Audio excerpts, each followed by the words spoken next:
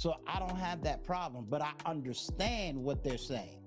The problem I have is, young lady, if you don't understand what they're saying, come talk to me. I'm calm, I'm civil. Why are you running to other platforms where you're going to hurt women? And I'm sitting up here saying, no, I need you to understand this is what they're saying. This is how do you translate this. You're saying, well, I want a man that got emotions. Well, I'm trying to tell you, these are men with emotions, but they might not have the deep vocabulary to be able to articulate the emotions. These are men that I'm not always going to say they got baby mama issues, because not all of them got children. You know what I'm saying? They're just trying to navigate this thing called life. Some pushback. I think a lot of these men are followers. They're followers. What they have is daddy issues. They've not had a father in their life. So whenever somebody comes on a social media platform with a strong presence, they automatically acquiesce to the fact that that person is correct and right and exact. But nobody ever looks at what their leader has gone through. What actually shapes and molds a person's opinions that they're spewing on social media? Is it something that you can really be in alignment with, or is it something that just sounds good? Just like, for instance, Kevin Samuels. Kevin Mm-hmm. Samuels was telling these boys how to be men, Mm-hmm. and he was disparaging against black women. But when he went into his grave, he was still married. So all of the money that these men paid to him to disparage women, especially black women, wound up in a black woman's pocket. Go figure. You understand what I'm saying? So it's like he did not have his affairs completely in order. So if someone doesn't have their affairs in order, if someone doesn't have the best background and you're just blindly following behind them because then they gain popularity and you're too afraid to give pushback, that makes you an absolute follower. That means you don't stand for anything. And Right. one thing that I've always been taught my whole entire life is you stand for something or you will fall for anything. Right. It's the Houdini principle. A lot of people are getting hoodwinked, baby, and I just laugh every day. Like in these conversations, it's not even an echo chamber. It's literally a void. Everybody's silent. Two people are talking. Stop being so Ooh. silent. Even if people don't agree with your opinion, it's your own opinion. Don't you have one? You said a void. Let's talk about that. Tell me your point of view on the void. Yeah, Okay. it's a void. Yes, And nobody where has do an you opinion. think that void is coming from? It comes from a lack of leadership. A bunch of people touting these talking points about submission and leadership, but they can't even lead themselves or each other. Outside of Kevin Samuels, who would you say is a leader? Because you did start Mm, by saying Kevin Samuels taught them something. Because I know of them. I'm gonna tell you how I discovered them. I discovered them through TikTok. That's because everybody was making these reaction videos. Then me and my wife watched a couple of his shows. After that, I never really followed Kevin Samuels. I just know who he is. I never followed him because I didn't there was nothing that he can teach me. because you have a dad. Well, yeah, yeah. So let's speak about Imagine, that. Go ahead, speak about that void because I want to hear a different perspective. so imagine, right? You have a whole bunch of men that literally don't know how to wear a suit, that literally don't know how to tie a tie, that Hmm. literally don't know how to pick women because there's not been men in their lives to show them how to pick quality women. They've only had like rappers and like Bishop Magic Don Juan and Uncle Luke, you know what I'm saying, being the Mm, people that give them the blueprint for how to choose a woman. Big booty right, hoes come with it. You understand what I'm saying? This is why we right, have this whole baby mama, baby daddy culture. Because in the late 80s, early 90s, all people were talking about was having sex, somebody rocking knocker boots all night long. That's right, all the culture was. But as far as the groundwork, and shout out to all the entertainers with all the wonderful music, because it's not an entertainer's job to raise you. It's not right, an entertainer's job to tell you the blueprint on how to be a productive and well-adjusted person. It's up to your parents. Too many people's parents was too busy worried about being drunk, being high, having sex, hmm, partying, and whatever else. When I grew up, like my mother, people always used to get on her like, you're a helicopter mom. Like, let her do all of the stuff. And my mom was like, the devil is a lie. Why your kids fast as hell? Like, my children won't be that way. And right. honestly, Shout out to my mother, because truth be told, she won.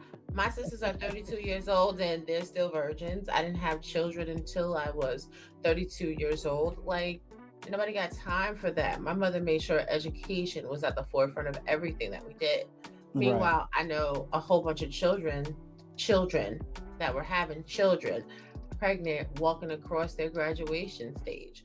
So, and that's just from looking at it from the female aspect. There's a Yeah, whole that's bunch where of I'm running from. children. Mm-hmm. Yeah, no, no, I know. But there's a whole bunch of male children as well that are Mm-hmm. forced to be fathers and providers before they're able to, before their brains are properly formatted, before they have an opportunity to start a career. And people are out here teaching toxicity, and it's disgusting. It's completely abhorrent. Why are we teaching men to sleep around with a whole bunch of women, but then saying women with a high body count is a problem? No, Right. everybody having all of this sex is a problem. Everybody close your legs. Dang, put some value on your private areas. That's why they're called Mm-hmm. private. They're not for the world. But that's a whole nother, I'll get off on a tangent. I ain't going. I don't have a problem with you getting off on a tangent. And one thing that I want, whether it's you, any other woman that I ask to do an interview with, it's you. It's not. I never want any. I'm gonna just speak for me as a male to black women. I never wanted where black women feel they can't speak. It doesn't matter whether I agree. I'm not here to agree, disagree, or do anything. I'm here to allow you to speak. The interview is not looking for the clickbait conversation. It's allowing that person I'm interviewing to say, hey, this is my experience. These are my open thoughts. These are my open feelings when it comes to male female relationship, when it comes to marriage, when it comes to sex, when it comes to whatever those things are, those are your thoughts, your feelings, and your experiences. And it's not for me to sit here trying to defend anybody else's thoughts, feelings, or opinions. I'm an intellectual. I want people to see other people communicating. I want black women to see, hey, I can go to Uncle Stu's platform. He has real conversations with women, and some of the ideas and thoughts and views and opinions she may have, Uncle Stu is not cussing her out. He's not running around and telling her get out of his studio. He's actually allowing her just to speak. And then he's not doing videos and reacting and saying, I disagree with the person that I just interviewed. No, he's actually doing follow-up videos that might be enhancing the conversation. Ooh, you shady. That's shady. You know? So please understand that that's who I am. Listen, Go for it. I get that's who you are, but even if you was to get pushback, who I am is it would be just an extra spicy show. And that's the thing, like I need women on these platforms to stop acting like they gotta be pick Mishas and mammies and like they're too afraid to speak their mind. Like literally, it's the internet. What is somebody gonna do? Choke you through the video screen? No. Somebody's gonna raise their voice, they're gonna talk some mess, they're gonna make some videos, and who literally cares? Like, please, these people are some people. Let me say some people because I'm real good for these people. And I'm not talking about everybody. I'm working on that in 2023. I'm working on that. Some people are purely pathetic. Like you have to do an ego check. I believe very much in ego strength balance. Mm-hmm. When you're lit, people going to talk about you. People going to have something to say. If you didn't Right. say anything to evoke an emotional response, then you would hear crickets. Whenever Right. people have so much to say on your name, you are winning that way. I've been told. I've been told. But you know, again, that's why I invited you up here to speak. Hopefully you're when women see, hey, he actually got one. Yeah, I do. And we actually have real conversation. They're allowed to express themselves, and I don't have to. I'm not here for a talking point. I'm not here to Mhm. defend one content creator over another. You know what I'm saying? If just to show you, my oldest daughter does not like Kevin Samuels, never liked Kevin Samuels. But the day that he passed away, guess who called me about his passing? You know what I'm saying? She knew that I didn't have no real bitterness against the man. So she would call me. She called me that night and was like, hey, did you hear this? And I said, yeah, I just got off a live when I got the message. We prayed. Why? Because the man got a daughter. And I know how she felt. My wife is not a fan of Kevin Samuels, but they didn't run around just wishing every evil, you know what I'm saying? Like, so I need people to understand that, you know, my wife is not always gonna agree with anything I say, but it don't mean that she's running around and, you know, now trying to take over the house. It's like, okay, out of 10 things I may like, she ain't gonna like some of the things I like. That's cool. We got balance. So what? Now y'all are individuals. What?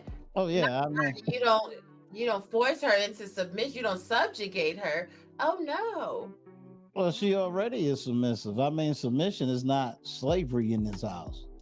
No, Uncle Stu. Uncle Stu, stop playing games. The only reason why you didn't meet her tonight is because she's getting her hair done.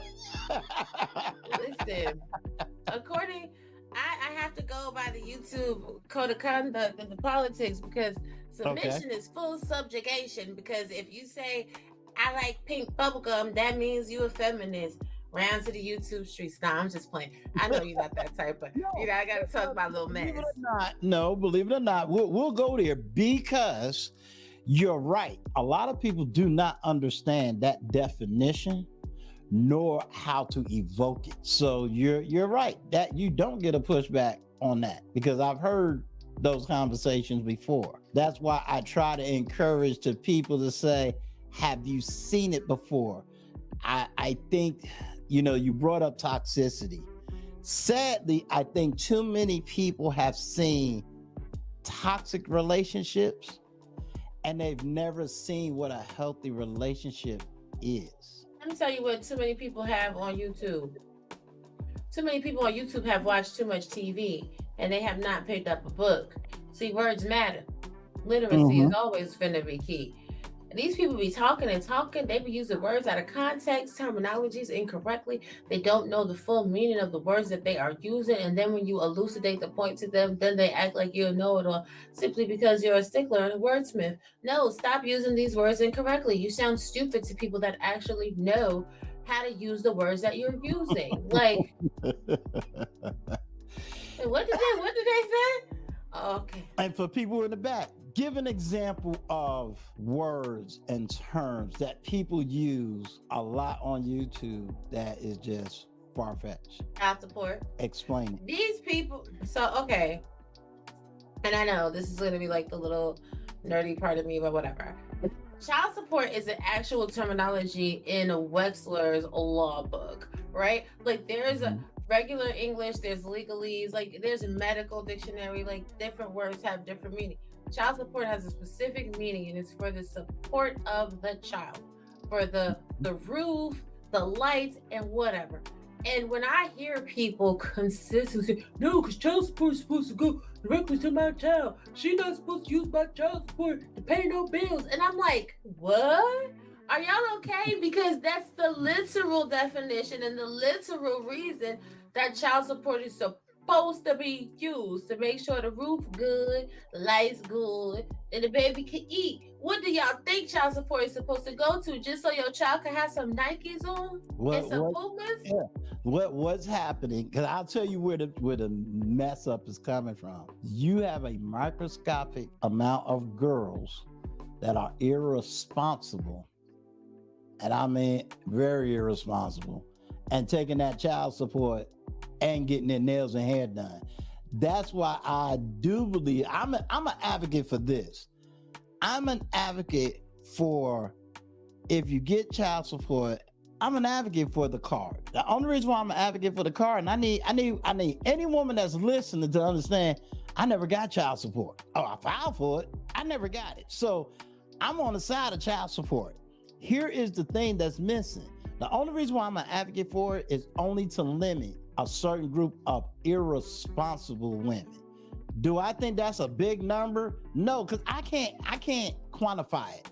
But also understand I'm also more on the conservative side too. Because when I used to have them Walmart jobs, I ain't gonna lie now, I used to get pissed to say, hold up, I got 4 kids in my house and we don't spend no $800 in food, and these folks getting $900 in food. And it's like, hold up now, that's a little bit deep. But Hey, I'm push ready. back. Go push back on that. So, okay, first of all, when people say that women are irresponsible with child support, when is a man paying his child support? Are you paying your child support after your baby mama, your children's mother, has already paid the rent and the lights and everything else? See, again, that's people not understanding the definitions.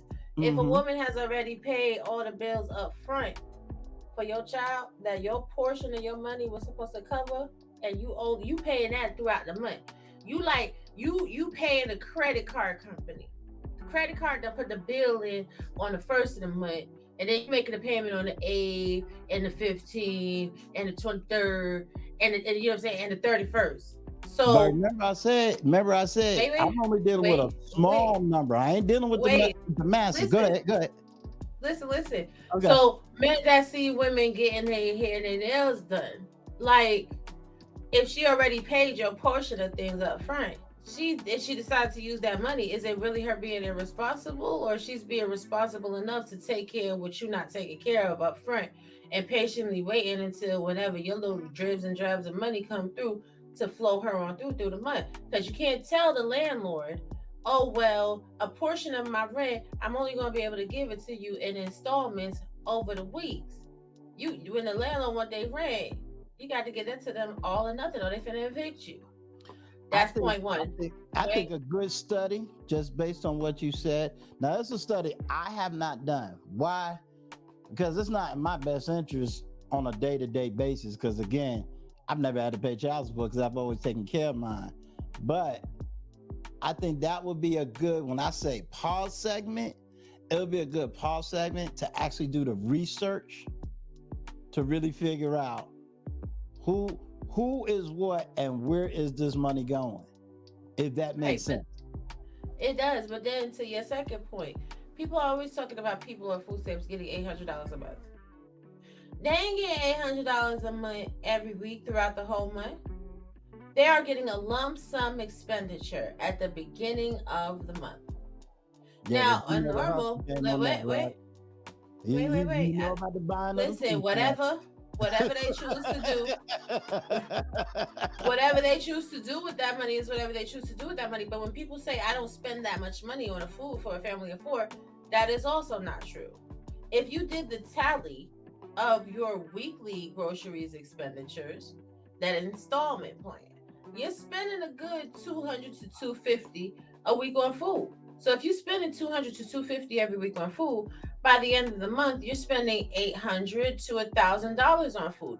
It's comparable. The government is not just handing out egregious amounts of money for food. These some of the people that receive food stamps are just not budgeting well, or some people think that they're budgeting well and they're doing the bulk of their shopping in the front end of the month instead of saying, okay, I have $800, so let me go ahead and spend like $200-300 here, let me spend $200-300 there. They're like, oh, I Mhm. got $800, so let me go ahead and get lobster and filet mignon and all this other nonsense, which is, it's expensive to buy. So they're Mhm. not budgeting well. But do you expect people that are in the bottom of poverty to know how to budget well? If they knew how to budget well, they wouldn't need food stamps.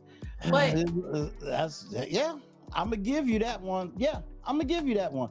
There's a lot that needs to happen, and one of the things that I definitely will say, there's not enough education. There's not, and when I say education, I ain't talking school system education.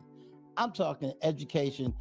One, I always tell people, when you grow up in New York, you just can't compare it to anywhere else in the United States. It's its own unique thing. And I've been to many states. I'm sorry, New York is just unique. I think that's one of my advocacies, is trying to educate people, because I do see a tale of two cities, meaning that tale of people who are And it's not always institutional, but those people that are educated and understand, and the ones that's not. And we seem to always have a tale of two cities. And you're proving it. I'm not saying I disagree with anything you say. I always, even on some of my interviews, I normally say I'm playing devil's advocate. And even in my devil's advocacy, it's like I'm playing devil's advocate because I notice that there's a tale of two cities. Right, but that's the thing. A lot of things are simply just common sense. But we live in a world where everybody has this class system. And especially in the African American community, people not really looking at the whole 360 picture. They're looking at snapshot snippets. You understand what I'm saying? That snippet may make you feel good. But when you look at the big and full picture and your vantage point is different, you're like, oh man, we all in the same struggle. They just qualify for something that I don't qualify for. Just like I had to break down the other day all the different forms of welfare in America. Unemployment compensation, medical insurance, social security, disability, veterans benefits, all of that is welfare. And when you look at the amount of people in this country that are actually on some type of welfare program, people that be talking all this stuff, I'll be like, shit, you better sweep around your own front door and make sure you're not checking none of the boxes on none of these programs. Like, stop. This country is in poverty. It's impoverished. It always has been. Do you remember, and I'm watching the time because I know you got to go to your platform. Do you remember this Will Smith clip where the guy didn't want to let Carlton into the fraternity? He didn't want to let Carlton in the fraternity because he said, I had Carlton doing all the stuff that his butler did. And Carlton stood up and said, brother, me and you was on the same way. We both having to flip races. They just flipping on different sides. You're absolutely right. I might have to get that clip and put it in this video because you're absolutely right about everybody's not really understanding where each one is, and they're fighting for things they don't need to be fighting for. And they're fighting each other on things that is like, okay, no, you're still on the wrong side. So JayZ said it right. What JayZ said?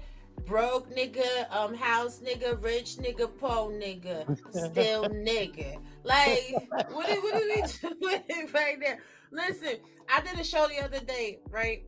And I showed it. I showed historically. The max cap for the African American community has been like at the best years, $169,000 for income. But the max cap for other people, $935,000. So I need people to get a reality check. Stop comparing yourself to real high income earners.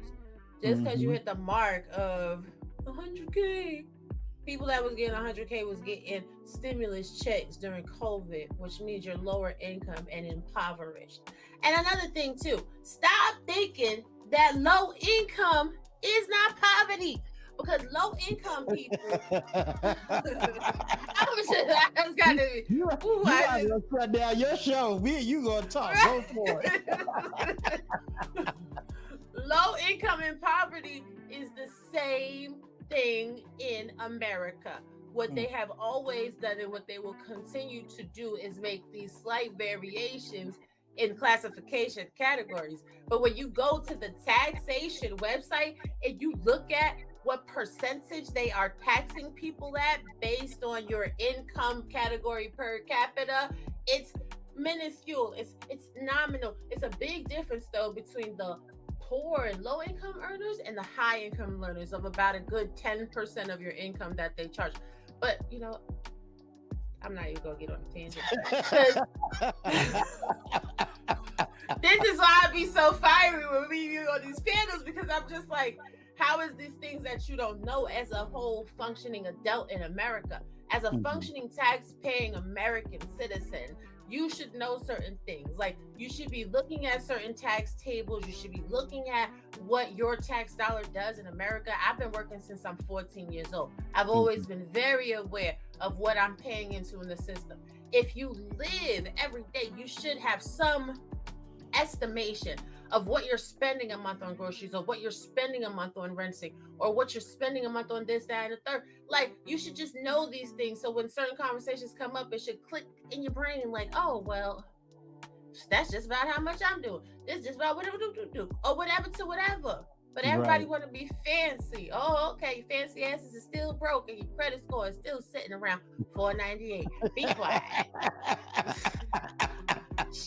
Raw B, you gave me an awesome interview. You said a lot of awesome things tonight. And I want to thank you so much for taking the time, the opportunity to come here. We definitely going to do it again. Yeah. You know, I'm gonna put you on the fire. I'll get you live and let everybody just have the Raw B moment live. You know, but no. Let them shoot their shot. Yeah.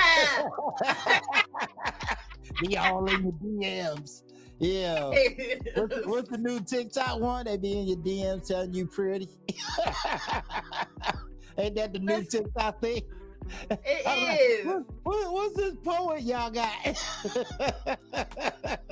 Listen, I be looking at my TikTok DMs like, what is it, Jesus? No. But I mean, to be honest, my TikTok is the thirst trap. Rubby privilege on TikTok. It is thirst. But no, I really appreciate you coming here and just sharing that time, your knowledge, your wisdom, and everything else.